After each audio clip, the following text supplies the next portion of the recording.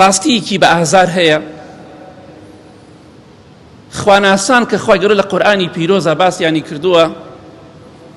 دەفەرمێ الذين يذكرون الله قياما وقعودا وعلى جنوبهم ئەوان بە پێوە زیکر و یادی خوا دەکەن بە دانیشتنەوە زیکر و یادی خوا دەکەن بە پاڵکەوتن و ڕاکشانەوە زیکر و یادی خوا دەکەن ئەمە صیفەتی ئەهلی بەهشت صیفەتی ئیماندارانە بەڵام ئێمە بە پێچەوانەی ئەوانەوە بە پێوە مۆبایلمان پێیە بە دانیشتنەوە مۆبایلمان پێیە بە ڕاکشان و پاڵکەوتنەوە مۆبایلمان پێیە ئەوە جیاوازی نێوان ئێمە خواناسانە بەڵام خۆ مۆبایلیش دەتوانی بۆ چاکە بەکاری بهێنی بەڵام ئێمە شتێ چۆتە مێشکمانەوە لە باباپیر بۆمان ماوەتەوە ئەوانش لە بێدینەکانە بۆیان ماوەتەوە ئەڵێ گوێ لە قورئان مەگرە تێکە چی تێکە چی يعني قرآن مروف شيتك يا مروف عاقلك لعلكم تعقلون بوي تيبقن خواهي قرأوا قرآن بيروزي دابزاندو إيما بپیچوانی خواناسانه و لجاتی اوی بردوام ذکری خواه بکین خواه من لبید به بردوام موبایلکان من لبیده هر حال دستین یشت آدم چاو من نشوردوه پلاماری موبایلکاتی زورک من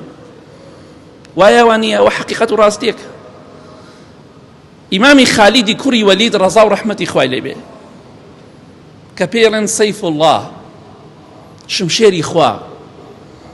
رضا ورحمتي خوالي به قرآني بيروزي هلا قرت آوا أي قرب دسي ودسي قرب قريان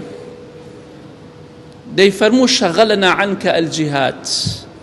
بوي جهاد وشن عذريكي جوانا شن عذريكي جوانا أي قرآني بيروز نمتواني بپی پێویست تۆ بخوێنم چونکە جیهاد مەشغوڵی کردم خالید کوری وەلید ڕەزای خوای لێبێ ئەو پیاوە بوو 700 ساڵ ئیمپراتۆرەتی فارس و ڕۆم شەڕیان کرد کەسیان لە کەسیانی نەبردەوە بە چەند جەنگێکی کەم هەردووکانی ڕوخان هەردوو ئیمپراتۆرەتی لە ناو برد ئەو پیاوە بە ڕێزە گەورەیە چیمان کردو بۆ ئیسلامی ئێمە لەگەڵەوەدا دەفەرمێ